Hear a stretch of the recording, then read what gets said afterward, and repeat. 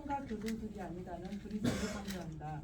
이처럼 큰 영상을 만남은 지와 간을 쌍수하는 수행 방법으로서 성가에서 널리 활용되어 왔다.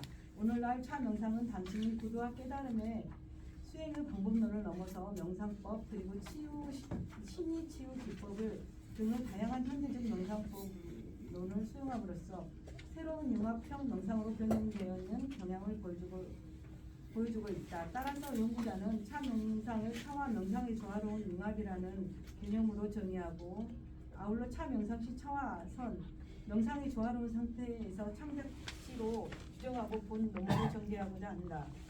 자아를 성찰하고 내면의 감정을 진솔하게 표현한 차 명상 시에는 그 방향과 어울림의 진폭이 넓고 깊은 뿐만 아니라 독자로 하여금 신선한 공간과 소통을 갖게 하는 요소가 있다. 그것은 작가의 시적 재능과 상상력이 삶의 본질을 통찰하고 의미하기 때문이다. 이 점을 주목하면 차를 준비하고 마시며 명상을 하는 일련의 과정에서 생산된 차 명상 시에 깊은 선적 사유 상징과 의미가 함축되어 치유 힘이 작용하고 있다 할 수 있다. 왜냐하면 그것은 문학의 본질적 기능인 심리적 치유성을 내포하고 있기 때문이다. 따라서 본 논문은 이러한 선상에서 출발한다. 19세기 말 큰 현대로 이어지는 계약의 대응사의 다품을 지키며 수행자다운 풍물을 잃지 않는 봄에는 자신이 실제로 체험했던 차의 세계를 많은 시로 남겼다.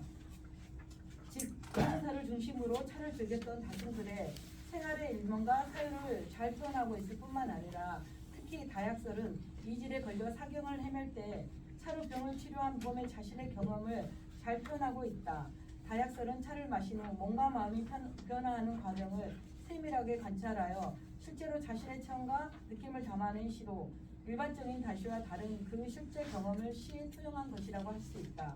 한편 봄의 초이의 제답법과 장답법을 기반으로 하여 초이차라는 다시를 남겼다.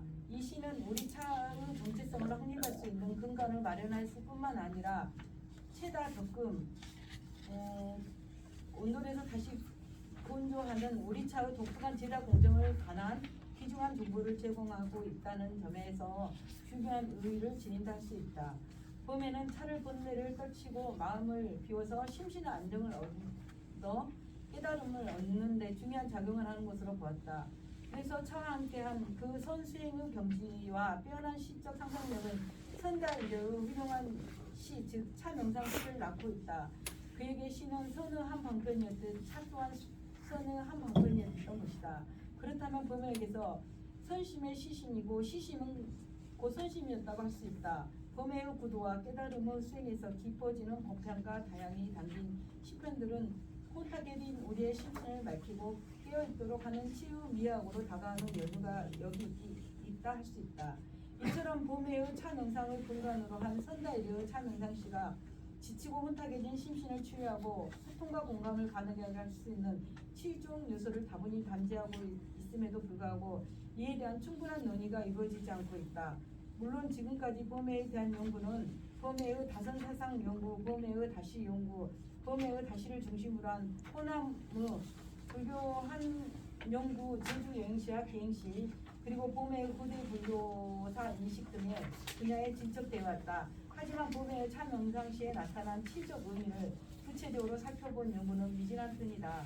이에 연구자는 봄의 자멸과 차와의 인연, 차를 통한 교육 관계와 시문학적 형성, 그리고 차 명상시에 나타난 시학의 특징과 그것이 심신치에 어떻게 투영되고 운영되어 있는가를 살펴보는 것을 본 연구의 목적으로 하였다. 네. 그래서 이 이제 전체적인 시간 관계로 다 보다보는 결론을 제가 이제 마무리를 짓겠습니다.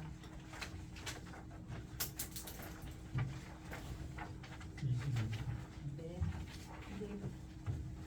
봄의 가관 전달의 차 명상시 나타난 치중 요소의 결론은 이상에서 차를 마심으로써 집중과 통찰을 높이고 마음을 비우고 자신을 간도하여며 깨달음에 이르렀던 봄의 가관선사의 감액과 차와 인연, 차를 통한 교육 관계와 시문학의 형성, 그리고 차 명상시 나타난 시학의 특징과 그것이 마음 치유 관계성에 어떻게 투영되고 운영되고 있는가를 살펴보았다. 차와 명상의 만남은 지와 간을 쌍수로 하는 수행 방법으로 성가에서 널리 활용되어 왔다. 연구자는 조선 후기 승려 배구를 긴장된 분위기 속에서 도매가 커피 산매에 들었던 것은 한 잔의 차가 있었기 때문에 가능했던 것으로 보았다.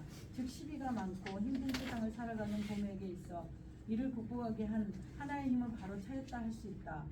결론으로 연구자는 본 논문의 내용을 다음과 같이 요약한 것은 아니라 첫째, 차와 명상의 조화로운 융합이라는 배경으로 정의하고 아울러 차 명상 시 차와 명상의 조화로운 상태에서 창작된 시로 정의하였다. 둘째, 봄에는 청어, 휴정, 편향, 엄기, 풍당, 무심, 올담, 설제, 환성, 지안, 호황, 채정, 연담, 유를 거쳐 완호, 윤호, 초이, 우승, 대흥사의 작품을 면면히 계승하고 있다. 봄에는 14세의 대흥사로 출가하여 완호, 윤호 제자, 시호호의 제자가 되었다. 16세 하이에게 수계 거기는 안 읽어도 돼. 네. 앞에서 이미 다 나온 거니까 다시 셋째로 넘어갈 거예요. 그래서 제가 다음 페이지 셋째. 셋째, 봄의 차명상 수용과 시적 변형의 조주선의 수용과 이를 기반으로 한 평정심의 시적 표현을 나타났다. 그에게 시는 선의 한 방편이었듯 차 또한 수선의 한 방편이었던 것이다. 따라서 그에게 있어 성심과 시심이 있고 시심은 선심이었다고 할 수 있다. 차와 함께한 법에는 선생의 경제가 빼난 시적 상상력이 선다 이르 훌륭한 시를 낳았던 것도 이런 면입니다. 넷째, 봄에는 한 잔의 차를 마심으로써 집중과 통찰을 높이고 마음을 비우고 자신을 강조하며 깨달음에 이르고자 했으며 여기에 내려놓기와 비움의 지혜가 내재되어 있음을 확인하였다. 한 잔의 차를 마신다는 것은 소통과 어울림을 의미한다 할 수 있는데 이는 곧 차와 물, 차와 닭이, 차와 사람 그리고 사람과 사람의 어울림이자 소통이기 때문이다. 육아의 불가의 영향이 엄격했던 조선 후기 시대적 상황에서 보면은 차를 매개로 하여 승속을 뛰어넘어 시적 교류를 통해 닫혀있던 과거 관계의 열림을 세계로 만들었으며 소통과 공감, 어울림의 장을 지향하면서 불법을 전하고 교화를 하였다 할 수 있다. 다섯째, 봄에가 생각한 차의 효능은 심신치유의 한 예를 통한 선명히 드러나고 있다. 그가 이질에 걸려 사경을 헤맬 때 차를 마시고 병을 고쳤던 경험은 다약설에 분명하게 언급되어 있다. 차의 효능 중 디톡스와 회복의 기능이 드러났다. 차의 효능 중 항암, 항균, 항바이러스 제의 기능은 가간선사가 차를 마신 후에 몸과 마음이 가벼워진 것이나 설사를 먹게 한 것은 다분히 차의 효능을 말해 준 것입니다. 즉 차를 마시면 마음의 번뇌를 씻어내고 정신을 청정하는 한나절 가고 혀가 잘리니 가슴이 뻥 뚫리고 졸음은 물리쳐 눈이 번쩍 뜨인다는 것이다. 여섯째, 차를 준비하고 마시며 명상을 하는 일련의 과정에서 생산된 차 명상 시문학에는 깊은 성적 치유 상징과 이미지 함축된 치유의 힘이 작용하고 있다 할 수 있다.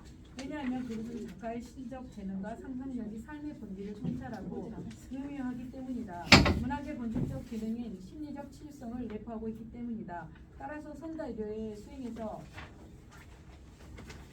깊어지는 법함과 다양히 깊은 주옥같은 범위의 차 명상 실천들은 현대인들에게 성찰과 내려놓기와 비움 그리고 심신을 넓히고 늘 깨어있도록 하는 지혜를 제공할 뿐만 아니라 마음챙김을 통해 자신의 통제력과 자아존중을 높이는 치유 미학으로 다림될 수 있다는 데 의미가 있다고 할 것이다. 이렇게 결론이 내려졌고요. 제가 이 연구를 하면서 봄의 박한선사의 그런 일대기와 저희 수행의 삶이 연구랑 일치되었고요. 그 다음에 이 차가 좀 더 현대인들의 많은 널리 약으로서 다약설의 그런 가르침처럼 그렇게 이용되기를 바라면서 이 연구를 하게 되었습니다. 네, 감사합니다. 우리 교수님들 말씀을 들어봐야 될 시간인데 제가 먼저 간단하게 질문이 있어서 말씀드리겠습니다. 지금 봄의 가간선사의 차 명상시를 연구한다라고 했는데 치유적 요소를 어떤 시각으로 연구한다는 게 안 드러나 있거든요. 그래서 간단하게 상담 심리학적으로 연구하는지, 불교학적으로 연구하는지, 문학적으로 연구하는지, 연구자의 어떤 특정 시각이 개입이 되어서 봄에 가면서 차 명상시로 이렇게 분석을 할 거거든요. 근데 지금 연구 계획서에는 그게 분명하게 드러나고 있지 않습니다. 그거를 좀 보완해가지고 연구를 해주시기 바랍니다. 네, 감사합니다.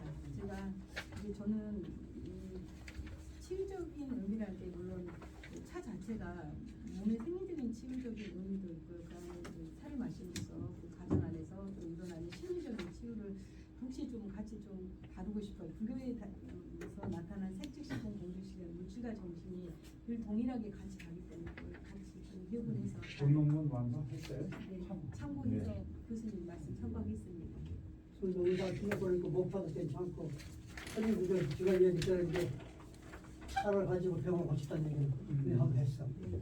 그게 보니까 그 하간 수사와 똑같이 다 전문가니까. 33살 때 이게 하간 수사도 이이라는 그런 그 사형이 차를 줘가지고 병을 나왔고 서로 똑같은 입장이니까 맞습니다. 모 교수님 말씀하신 대로 그런 그 내용을 잘 연구 방법에 네.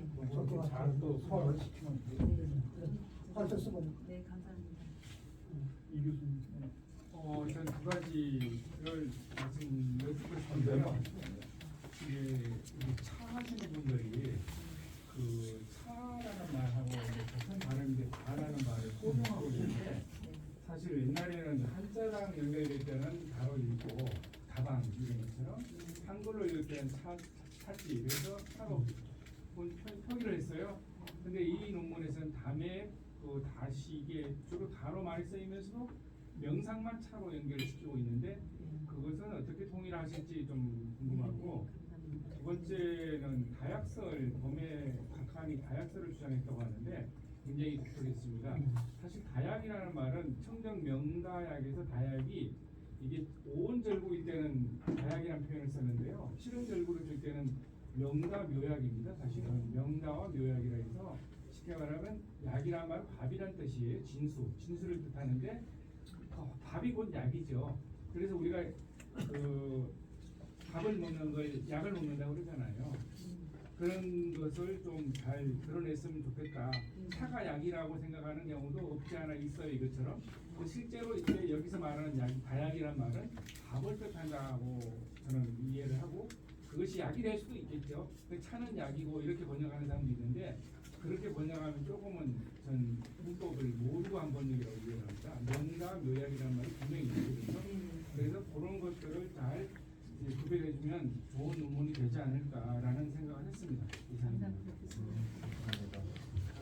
그 6페이지에 서론 6페이지는 밑에 차에 오는 번호 알라로 알람 설명할 것 같은 모양 뜻사도 있는데 요거에 대한 그 출전 각두가 요거에 대한 필요를 참고하시고 왜냐면 차의 그 기원에 관해서 설이 여러 가지가 있잖아. 이게 지금 정통적인 거는 옛날에는 이게 중국 기원설, 인도 기원설 두 개가 있었는데 지금은 거의 내가 알기로는 저 중국 기원설로 통일이 됐다고.